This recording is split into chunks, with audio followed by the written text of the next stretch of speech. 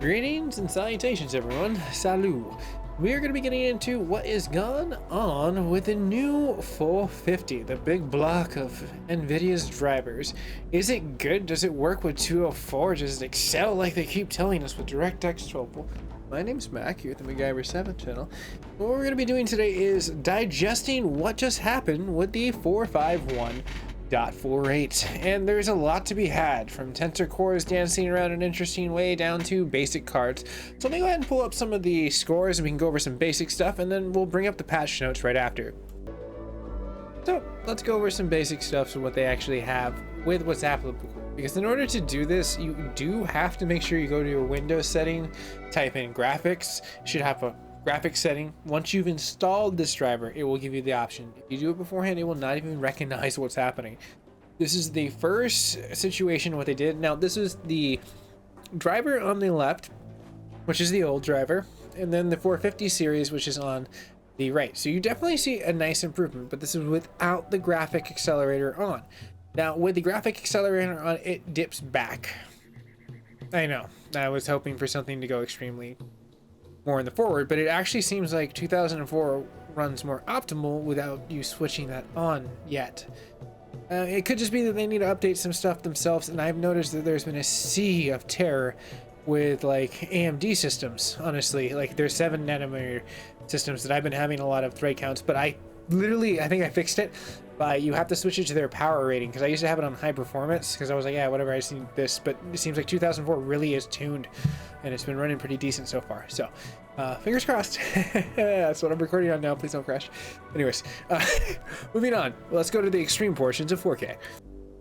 So in this case with the extreme, I switched it up. 1909 is on our base side for as far as what ended up being the passive stuff and what the old driver was. And the newer drivers that polished over, if you watch the last patch notes, they basically balance out right around this point. It's not super crazy, but actually pretty decent when they added the portion what was going down, because once I did the newer update, it went up a lot. I was actually like, wow, that's cool. But then when you have the current update with the graphics driver engaged with Windows saying, hey, I'm gonna give you more FPS, it actually goes down. It's just kind of sad. I haven't tried it on an AMD system, but I'm afraid it's gonna blow up. On like first and second generation systems, I would like to say that AMD is completely fine. Don't trip. They're good at that. There's just they're not really good with writing like sound stuff on 7nm architecture.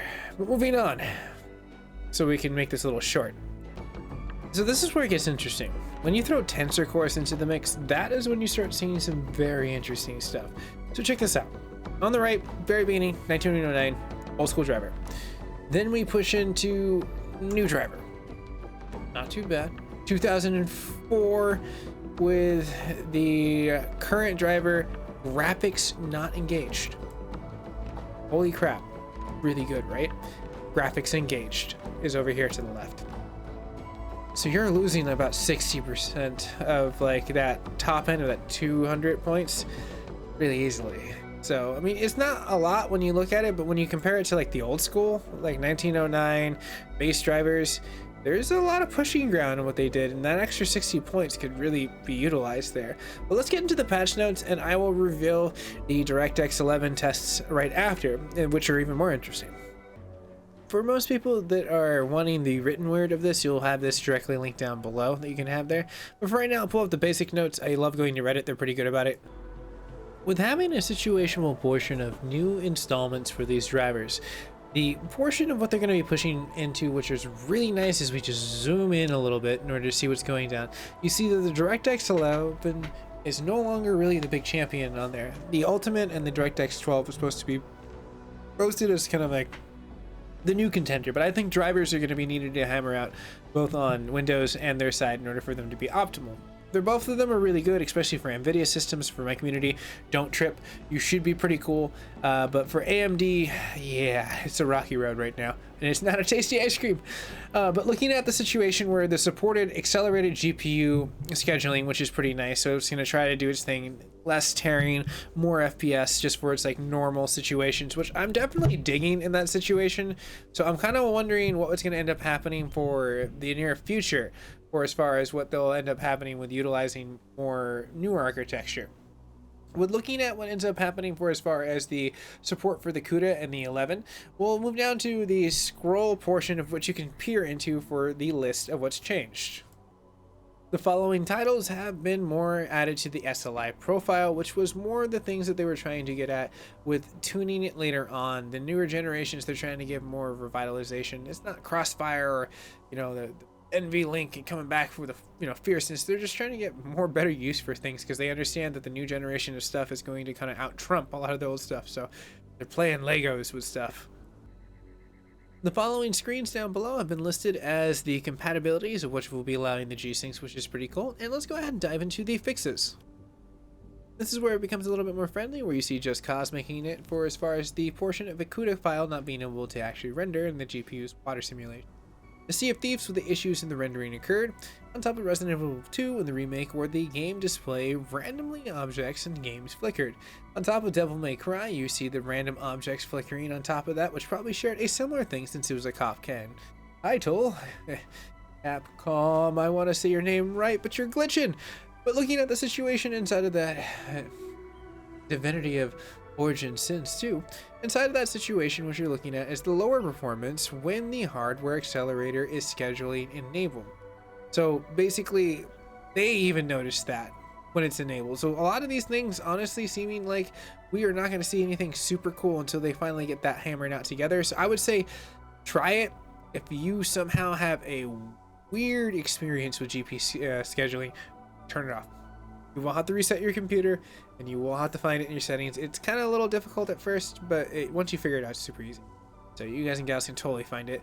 But looking at the situation where we jump right back, the pure overlays for as far as what's going down the net is going to be the best source of information as we come down to the notebook being the next thing on the list, with the mix and the reality headsets for as far as the jitters that came with the HDMI port when linked into the optimal portion of the integrated graphics. The G-Sync didn't work for the DirectX 9 games if disabled inside the optimization, on top of the bridges and the increase on the GPU scaling. Now when it comes down to the roundabout portion of the disappearing portion of the display, and it goes to sleep, which has always been an issue with a lot of GPUs. I feel like that's just something that's going on there. But more than likely, the next thing that we're going to be seeing is the turning in the gray and the rectangular when playing the 4K HDR. Wasn't able to render those pixels right. The studio fixes come into play.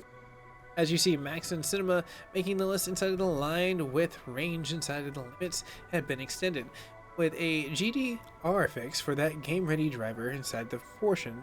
What's going down with the game ready and the studio implementation still open for as far as issues.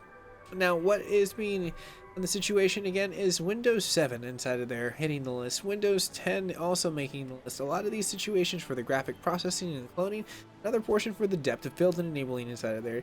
HTCP makes the list for the VR settings on top of there. COD also makes the list for Modern Warfare and the color banding, which has also been there, on top of a few things that it also has with the freestyle not working. Moza again makes the list, and all these seeming like the same exact situation that has always been listed, that for a lot of my community are like, man, this is the same stuff. There's not a lot of different things that they've really added on to them. I will leave this down below, you links, if you want to see exactly the open issues that I have been covering, besides a little bit of gameplay here, which I'm going to be getting to the new Borderlands DLC pretty soon. Some buddies. So stay tuned for that. But for everyone, let's get to the DirectX 11. That's going to be kind of like our bread and butter, right? Does it go good? Does it go bad? So this is where it actually wins.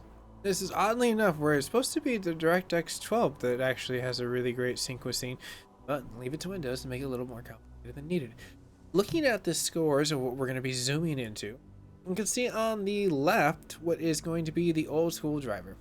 Now we have on the right, which is the new school driver with the graphics driver disabled for as far as the accelerated portion. Now with it enabled, you gain about 30. Not too bad. Pretty decent. Not a game-breaking portion, but if this is a ice-picking portion of what we can see for the future, not too shabby. So with the other two lineups, yet again, we're looking at an increasement again where the DirectX 11 kind of wins. I mean, it's ridiculous. Across the board, it increases with the other updates. So it's like if you're playing DirectX 12 stuff, it's probably easy to say that you can leave out the portion of what you're going to end up doing for as far as I would want to say like If you're doing DirectX 11, turn it on. If you're doing DirectX 12, turn it off, but it will require a reset regardless of what you're doing. But let's go ahead and take a quick look at what's going down for what's going to be the final installment of the Ultra. This is where it gets bizarre though, because this is the old school driver and it's kicking its butt. And this is the new driver with the graphics enabled, and this is the new driver without the graphics. So there's a lot of wacky stuff going on right now for as far as what's happening with Windows synchronizing with it. I think it's safe to try, but if you notice anything, just revert back to your old school drivers, and I'm sure that Nvidia and Windows are working to try to fix it. Into the network, you can always like, share. It helps me as a creator, and it's absolute. And I appreciate all you guys and gals that have been utilizing those affiliate links. I can't believe how much more that they've been going up. It really helps, and honestly, it's just really rad that everyone's able to shop and do what they normally. They get paid as a creator, and you have to donate. Kind of cool. You can buy what you want. Paid.